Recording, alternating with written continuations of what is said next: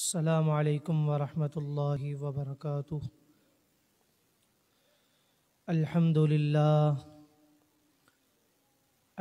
للہ نحمده ونستعینه ونستغفره ونعوذ باللہ من شرور انفسنا ومن سیئات اعمالنا، من يهده الله فلا مضل له ومن يضلله فلا هادي له، وأشهد أن لا إله إلا الله وحده لا شريك له، وأشهد أن محمدا عبده ورسوله، اللهم صل على محمد وعلى آل محمد كما صليت على إبراهيم وعلى آل إبراهيم إنك حميد مجيد، اللهم بارك على محمد وعلى آل محمد كما باركت على إبراهيم وعلى آل إبراهيم إنك حميد مجيد،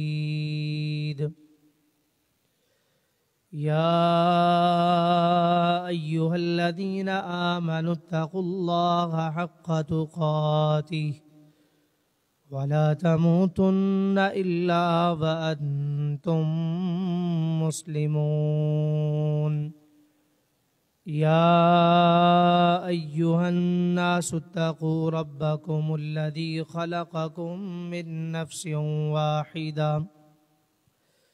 وخلق منها زوجها وبث منهما رجالا كثيرا ونساء، واتقوا الله الذي تساءلون به والأرحام إن الله كان عليكم رقيبا، يا أيها الذين آمنوا اتقوا الله وقولوا قولا سديدا يصلح لكم أعمالكم ويغفر لكم ذنوبكم، ومن يطع الله ورسوله فقد فاز فوزا عظيما، أما بعد فأعوذ بالله من الشيطان الرجيم، بسم الله الرحمن الرحيم، أم يحسدون الناس على ما آتاهم الله من فضله۔ حمد و ثنا، کبریائی، بڑائی، عزت، عظمت، شان، مقام، مرتبے کے لائق ایک اللہ احکم الحاکمین وحدہ لا شریک کی ذات مبارک ہے۔ وہ اللہ جو اس ساری کائنات کا خالق، مالک، رازق، داتا، دستگیر، گنج بخش، فیض عالم، بندہ پرور، غریب نواز اور لجپال ہے۔ انگنت بے حد و حساب لا تعداد درود و سلام امام الحرمین، امام القبلتین، والی بطحہ، سلطان مدینہ، سرور قلب و سینہ، جناب محمد الرسول اللہ صلی اللہ علیہ وآلہ وسلم کی ذات مبارکہ کے لیے، جن کو اللہ رب العالمین نے اس ساری کائنات کے لیے راہبر، رہنما، مقتدیٰ، پیشوا، ہادی اعظم، قائد اعظم، امام اعظم اور مجاہد اعظم بنا کے مبعوث فرمایا۔ پچھلے خطبہ جمعہ میں ہم نے حسد اور اس کی تباہ کاریوں کو مختصر وقت کے اندر بیان کیا۔ آج اسی موضوع کو آگے بڑھاتے ہوئے حسد کے نقصانات اور حسد سے بچنے کے جو ذرائع ہیں انشاءاللہ العزیز ان کا تذکرہ کیا جائے گا۔ حسد کے نقصانات میں سے سب سے پہلا نقصان یہ ہے کہ حاسد بندے سے اللہ تعالی ناراض ہو جاتا ہے۔ ایا حاسد لی علی نعمتی اتدری علی من اسأت الادبی، میری نعمت پر حسد کرنے والے شخص، کیا تم جانتے ہو کہ تم نے کس کی بے ادبی کی ہے؟ اسأت علی اللہ فی حکمہ، تم نے اللہ رب العالمین کے حکم کی بے ادبی کی ہے۔ لِأَنَّكَ لَمْ تَرْضَ لِي مَا وَهَبَ، کیونکہ اس اللہ نے جو مجھے نعمت عطا کی ہے تم نے اسے ناپسند کیا ہے۔ فَأَخْزَاكَ رَبِّي بِأَنْ زَادَنِي، اور اللہ نے تمہیں رسوا کر دیا اور مجھے اور زیادہ عطا کر دیا، اور تیرے اوپر اپنی عطا کے اپنی رحمتوں کے دروازوں کو بند کر دیا ہے۔ یہ ہے سب سے پہلا اور بڑا نقصان کہ حاسد بندے سے اللہ رب العالمین ناراض ہو جاتا ہے۔ اور دوسرا نقصان یہ ہے کہ حاسد بندہ جو ہوتا ہے اس کو ہر وقت حسرت و پشیمانی رہتی ہے، اس کے ذہن کے اوپر ایک ٹینشن سوار رہتی ہے، ڈپریشن کا شکار ہو جاتا ہے، ہر وقت بہکی بہکی باتیں کرتا ہے، غم کے اندر چلا جاتا ہے۔ تو اس کے متعلق بھی شاعر نے بڑی خوبصورت بات کی ہے، کہتا ہے اصبر علی کید الحسود فإن صبرک قاتلہ، حسد کرنے والے کی سازش پر صبر کرتے رہو، تمہارا صبر ہی اس کو مار ڈالے گا۔ اور آگے مثال دی کہ آگ اپنے آپ کو ہی کھانا شروع کر دیتی ہے جب آگ کو کچھ کھانے کو نہ ملے۔ یہ ہے حاسد بندہ، سازشوں کا شکار ہو جاتا ہے۔ پھر سازشوں کی وجہ سے اگر آپ صبر کر جائیں، جس سے حسد کیا جا رہا وہ بندہ صبر کر جائے، اور اس کا صبر ہی اس حاسد بندے کو مار ڈالے گا۔ آپ دیکھ لیجئے یہ حسد اتنی گندی بیماری ہے کہ برادران یوسف نے یوسف علیہ السلام کے متعلق کیا پلاننگ کی تھی؟ سارا واقعہ سورہ یوسف کے اندر اللہ رب العالمین نے بیان کر دیا۔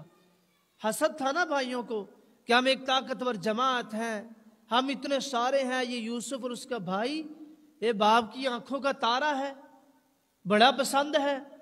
اللہ رب العالمین نے نقشہ کھینچتے ہوئے بیان کر دیا لَيُوسُفُ وَأَخُوهُ أَحَبُّ إِلَىٰ أَبِينَا مِنَّا وَنَحْنُ عُصْبَةٌ، برادران یوسف کو یوسف علیہ السلام سے جس وجہ سے حسد تھا وہ یہی تھا کہ یوسف اور اس کا بھائی باپ کی آنکھوں کا تارا ہے، اور ہم ایک بڑی جماعت ہیں، اتنے زیادہ ہو کر ہم کچھ بھی نہیں۔ یہ صرف ان کو حسد تھا۔ الحسود لا یسود، کہا جاتا ہے کہ حسد کرنے والا شخص کبھی کبھی سیادت و قیادت کو نہیں سنبھال سکتا، کسی بڑی قیادت کو نہیں سنبھال سکتا، حاصل کر سکتا۔ یہ حسد انسان کو ڈپریشن، ٹینشن، غم، پریشانی کا شکار بنا چھوڑتی ہے، اور حسد کرنے والے شخص سے اللہ ناراض ہو جاتا ہے۔ یہ حاسد جس سے اللہ بھی ناراض ہو گیا، نہ اس کے پاس دنیا ہے نہ آخرت ہے۔ اور یوسف علیہ السلام کے واقعہ سے ایک بہت بڑا ہمیں سبق ملتا ہے کہ یہ حسد ایسی بیماری ہے کہ بھائیوں کے درمیان بھی نفرتیں پھیل جاتی ہیں، کدورتیں اور دشمنیاں پیدا ہو جاتی ہیں۔ اس لیے تو اللہ کے نبی صلی اللہ علیہ وسلم نے فرمایا کہ العین حق، نظر بد برحق ہے۔ نظر بد کا لگ جانا کوئی بڑی بات نہیں، لگ سکتی ہے، لیکن اس سے بچاؤ کے طریقے تمہیں بتا دیے۔ کیا کہا؟ وَلَوْ كَانَ شَيْءٌ سَابِقَ الْقَدْرِ، اگر اس چیز سے کسی چیز نے سبقت لے جانی ہوتی سبقتہ العین، تو نظر بد اس سے سبقت لے جاتی۔ اور فرمایا وَإِذَا اسْتُغْسِلْتُمْ فَاغْسِلُوا، پھر جب تمہیں کہا جائے نا، حکم دیا جائے تم غسل کرو، غسل کر لیا کرو، بات کو مان لیا کرو، تاکہ جس کی تمہیں نظر لگی ہے اس کے غسل کے پانی سے تم وضو کر لو یا نہا لو تو نظر بد دور ہو جاتی ہے۔ اور اگر کسی کو نظر بد لگ گئی، اس کو کرنا کیا ہے؟ تعلیم یہ دے دی گئی 30ویں سپارے کی آخری 2 سورتیں، سورۃ الفلق اور سورۃ الناس، ان کو پڑھ کر دم کر لیا کریں۔ چھوٹے بچے ہوتے ہیں گھر کے اندر، پریشان کرتے ہیں والدین کو، فوراً سے ذہن میں یہی بات آ جاتی ہے کہ لگتا ہے جی نظر بد لگ گئی ہے۔ تو ٹھیک ہے، لگ جانا بڑی بات نہیں، لگ سکتی ہے، اللہ کے نبی نے کہہ دیا العین حق، نظر بد لگنا کوئی بڑی بات نہیں، لگ سکتی ہے، لیکن پھر یہ کیا کہ اٹھا کر قبروں کی طرف چل پڑے، بچے کو اٹھایا پیر صاحب کی طرف لے کر چل پڑے، بچے کو اٹھایا مزاروں کی طرف لے کر چل پڑے۔ نہ ایسا کام نہیں کرنا جس کی وجہ سے اللہ رب العالمین ناراض ہو جائے، بلکہ تمہیں تعلیم دے دی گئی، نظر بد کا نسخہ بتا دیا گیا۔ اللہ کے نبی علیہ السلام جب یہ صورتیں نازل نہیں ہوئی تھیں، اس وقت جنات سے اور وسواس سے، شیاطین سے اللہ کی پناہ مانگا کرتے تھے۔ جب یہ دونوں صورتیں نازل ہوئیں، آپ نے ان دونوں صورتوں کو پڑھ کر دم کیا کرتے تھے، نظر بد سے محفوظ ہو جایا کرتے تھے۔ امید ہے کہ سب کو وہ صورتیں یاد ہوں گی، سورۃ الفلق اور سورۃ الناس، خود بھی یاد کر لیں، بچوں کو بھی کروائیں، گھر میں خواتین بھی یاد کر لیں۔ کبھی ایسا معاملہ بن جائے نظر بد والا تو بچوں کو خود بخود دم کرنا شروع کر دیں۔ اور ایک دعا بھی بتلا دی گئی کہ وہ جب بچے کو نظر بد لگ جائے اس کے سر کے اوپر اس طرح ہاتھ رکھیں اور ہاتھ رکھ کر وہ دعا پڑھیں، اللہ تعالیٰ نظر بد سے محفوظ فرما لے گا۔ دعائیں یاد کر لیا کریں، صورتیں یاد کر لیں، یہ زندگی کے اندر بڑی کام آنے والی چیزیں ہیں۔ فرمایا جب کسی کو نظر بد لگ جائے اس کے سر پہ ہاتھ رکھو اس انداز سے اور پڑھو بسم اللہ ارقیکا واللہ یشفیکا من کل داء یؤذیکا ومن کل نفس او عین حاسد اللہ یشفیکا، بسم اللہ ارقیکا، اللہ کے نام کے ساتھ میں تجھے دم کرتا ہوں۔ شروع کس کے نام کے ساتھ ہے؟ اللہ کے۔ اور جس کام میں اللہ کا نام آ جائے پھر پیچھے رہ کچھ نہیں جاتا۔ شروع اللہ کے نام کے ساتھ میں تجھے دم کرتا ہوں، ہر قسم کے نظر بد سے، بیماری سے اللہ تجھے شفا عطا فرمائے۔ اور آخر میں پھر وہی بسم اللہ ارقیکا، میں اللہ کے نام کے ساتھ تجھے دم کرتا ہوں۔ یہ حسد کے بڑے بڑے یہ نقصانات ہیں کہ حاسد سے اللہ ناراض ہو جاتا ہے، حسد کرنے کی وجہ سے انسان ڈپریشن کا شکار ہو جاتا ہے، غموں میں، پریشانیوں میں مبتلا رہتا ہے، اور کیا ہوتا ہے کہ آپس میں بھائیوں کے درمیان نفرتیں، کدورتیں، دشمنیاں پیدا ہونا شروع ہو جاتی ہیں۔ یہ بڑے بڑے نقصانات کے بعد چند ایک چیزیں وہ بتلا دی گئیں کہ جس سے انسان جن کو اپنا کر حسد جیسی گندی بیماری سے بچ سکتا ہے۔ اور دعا کیا کہ اللہ تعالی ہمارے دلوں کو حسد سے پاک کر دے، ہمیں حسد سے اللہ بچا کر رکھے۔ تو آئیے چلتے ہیں ان وسائل کی طرف جن کو اپنا کر ایک انسان حسد جیسی گندی بیماری سے بچ سکتا ہے۔ ان میں سے سب سے پہلا وسیلہ وہ یہ ہے کہ اللہ کو اپنے راضی کر لو۔ گناہگار تو ہیں، خطا کار ہیں، سیاہکار ہیں، مانتے بھی ہیں، تسلیم بھی کرتے ہیں، اللہ کو راضی کر لیجئے۔ کوئی ایسا معاملہ نظر بد والا بن جاتا ہے، سورۃ الفلق کی آخری جو آیت ہے وَمِن شَرِّ حَاسِدٍ اِذَا حَسَد، اس کو پڑھ کر اپنے اوپر دم کر لیا کریں۔ سب سے پہلا وسیلہ ہے کہ اپنے اللہ کو راضی کر لیجئے، کیونکہ نقصان میں سب سے پہلا نقصان کیا ہے کہ حاسد بندے سے کون ناراض ہوتا ہے؟ اللہ رب العالمین ناراض ہو جاتا ہے۔ تو وسائل میں سب سے پہلا وسیلہ یہ ہے کہ اپنے اللہ کو راضی کر لیجئے۔ دوسرا وسیلہ، اپنے دل کے اندر اللہ کا ڈر پیدا کر لیجئے، تقوی اختیار کیجئے۔ تقوی تمہارے دلوں کے اندر ہونا چاہیے۔ جب بھی کوئی گناہ کا کام کرنے لگو تو اللہ کا ڈر تمہیں یاد آ جائے کہ بھائی اللہ مجھے دیکھ رہا ہے، اگر یہ میں گناہ کروں گا مجھے اس گناہ کی وجہ سے کئی ایک گناہ کرنے پڑیں گے، اور جب نیکی کی طرف قدم اٹھاؤں پھر نہ دائیں بائیں دیکھے، پھر اللہ کا نام لے کر نیکی کر دے، کیونکہ وہ نیکی تیرے 10 گنا زیادہ نیکیوں کو بڑھا دے گی، گناہ تجھے بستی کی طرف لے جائے گا۔ اور تیسرا وسیلہ ہے کہ کوئی بھی کام ہو توکل کس پر ہونا چاہیے؟ اللہ پر۔ مصیبت آ گئی، پریشانی آ گئی، کوئی مسئلہ بن گیا، زبان سے کوئی شکوہ شکایت نہیں، کوئی پریشانی والا معاملہ نہیں، بلکہ کیا کرنا ہے؟ وَمَن يَتَوَكَّلْ عَلَى اللَّهِ فَهُوَ حَسْبُهُ، تمہارا توکل اللہ پر ہونا چاہیے کہ میرے لیے اللہ ہی کافی ہے، اللہ ہی کارساز ہے، اللہ ہی وکیل ہے۔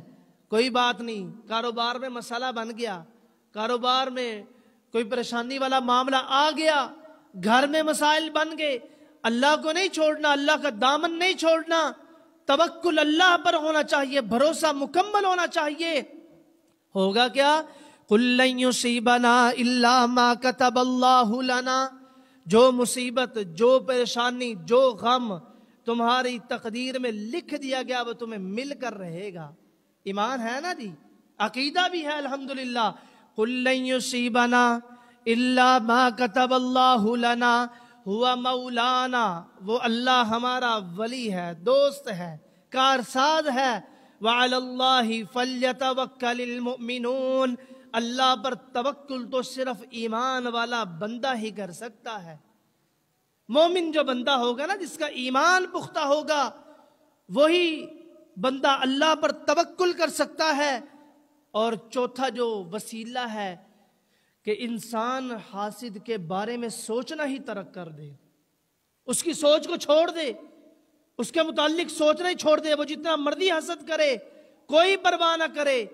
اور پانچواں کام سب سے بڑا اور سب سے مشکل، صبر کرنا سیکھ لے، صبر کرے، چھوڑ دے حاسد کی باتوں کو، صرف صبر کرے، توکل اللہ پر ہو۔ اور جب بھی کوئی ایسا معاملہ بن جائے، پہلے بھی بتایا سورۃ الفلق اور سورۃ الناس، ان 2 سورتوں کو پڑھ کر اپنے اوپر پھونک لے، بندہ اللہ کی حفاظت میں آ جائے گا۔ اور جو شخص اللہ کی حفاظت میں آ جائے اس کو دنیا کی کوئی چیز نقصان نہیں پہنچا سکتی۔ یہ اللہ کا وعدہ ہے، صبر تم کر لو، تمہارا صبر حاسد کو مار ڈالے گا۔ اور تمہیں اگر کوئی پریشانی والا معاملہ بن جاتا ہے، کوئی مصیبت آپ پہنچتی ہے، کوئی پریشانی آپ پہنچتی ہے، سورۃ الفلق اور سورۃ الناس کو پڑھ کر اپنے اوپر پھونک لیا کرو، دم کر لیا کرو، اللہ کی حفاظت میں آ جاؤ گے۔ اور چھٹا کام کرنے والا وہ یہ ہے کہ کثرت کے ساتھ صدقہ و خیرات کیا کرو۔ یہ صدقہ و خیرات یہ بہت بڑا نیک عمل ہے، اس کے کرنے سے انسان بڑی بڑی بلاؤں سے ٹال دیا جاتا ہے، اللہ اس کو بچا لیتا ہے۔ انسان صدقہ ادھر کرتا ہے، بڑی سے بڑی تکلیف میں آگے کھڑی ہوتی ہے، لیکن اللہ ساری اس تکلیف کو، پریشانی کو، مصیبت کو دور کر کے رکھ دیتا ہے، انسان بچ جاتا ہے۔ بعض اوقات انسان صدقہ کر کے نکلتا ہے اور اس کو کوئی پریشانی والا معاملہ بنتا ہے راستے کے اندر، اس سے وہ بچ جاتا ہے، پھر وہ بتاتا ہے کہ میرے ساتھ یہ معاملہ بنا تھا، اللہ نے مجھے بچا لیا ہے، کیونکہ تو نے اللہ کے حکم کو مان کر اللہ کی راہ میں صدقہ و خیرات کیا، اللہ نے تجھے بچا لیا۔ اور 8واں جو معاملہ ہے وہ ہے حاسد پر احسان کرو، اس سے حسن سلوک کرو۔ یہ 2 کام بڑے مشکل ہیں۔ ایک انسان صبر جو کر لیتا ہے وہ بڑا مشکل کام ہے، صبر نہیں ہوتا، اگر وہ کر لے تو حاسد اپنی موت آپ مر جاتا ہے۔ اور دوسرا یہ کام کہ حاسد جو حسد کرتا ہے، دن رات اس کی بددعاؤں کے آپ مستحق ہوتے ہیں، آپ کو کیا کہا گیا؟ اس کے ساتھ احسان کرو، حسن سلوک کرو۔ وَلَا تَسْتَوِي الْحَسَنَةُ وَلَا السَّيِّئَةُ ادْفَعْ بِالَّتِي هِيَ أَحْسَنُ فَإِذَا الَّذِي بَيْنَكَ وَبَيْنَهُ عَدَاوَةٌ كَأَنَّهُ وَلِيٌّ حَمِيمٌ وَلَا تَسْتَوِي الْحَسَنَةُ وَلَا السَّيِّئَةُ، لوگوں نیکی اور بدی کبھی برابر نہیں ہو سکتی۔ ادفع باللتی ہی احسن، تمہیں حکم یہی دیا جاتا اللہ کی طرف سے کہ تم حسن سلوک سے پیش آؤ۔ کام بڑا مشکل ہے، اس لیے اللہ نے ساتھ ہی فرما دیا وَمَا يُلَقَّاهَا إِلَّا الَّذِينَ صَبَرُوا وَمَا يُلَقَّاهَا إِلَّا ذُو حَظٍّ عَظِيمٍ۔ جو بندہ میری بات کو مان کر صبر کر جائے گا، حاسد کی باتوں کو ترک کرنا شروع کر دے گا، اللہ کہتا میں اس کو بہت بڑا اجر عطا کروں گا۔ نقصانات تو نقصانات ہے نا، لیکن حسد سے بچنے کے وسائل اللہ تعالیٰ نے بتلا دیے اور مثالیں دے دے کر سمجھا دیا۔ اللہ نے کہا کہ جو بندہ صبر کر جائے، حاسد کے ساتھ احسان کر لے، اس نے سلوک سے پیش آ جائے، اس کی باتوں کو ترک کرنا شروع کر دے اور اس کے شر سے اللہ کی پناہ مانگنا شروع کر دے، پھر یاد رکھے کہ حاسد اپنی موت خود مر جائے گا۔ اور ہم سب کو آج یہ فیصلہ کرنا ہوگا کہ ہمیں چاہیے کہ ہم بھی اپنے دلوں کو ٹٹولنا شروع کر دیں۔ کہیں ہمارے دلوں کے اندر حسد تو نہیں پایا جاتا؟ اس حوالے سے آخری بات، اور سیدنا یعقوب علیہ السلام نے اپنے بیٹے یوسف علیہ السلام کو کیوں روکا تھا؟ نعمتوں کو چھپانے کا کیوں حکم دیا تھا؟ ان کو پتا تھا کہ یہ حسد ایسی بیماری ہے کہ بھائیوں کے درمیان بڑی تفریق بڑھ جاتی ہے، باپ بیٹے کے درمیان تفریق بڑھ جاتی ہے۔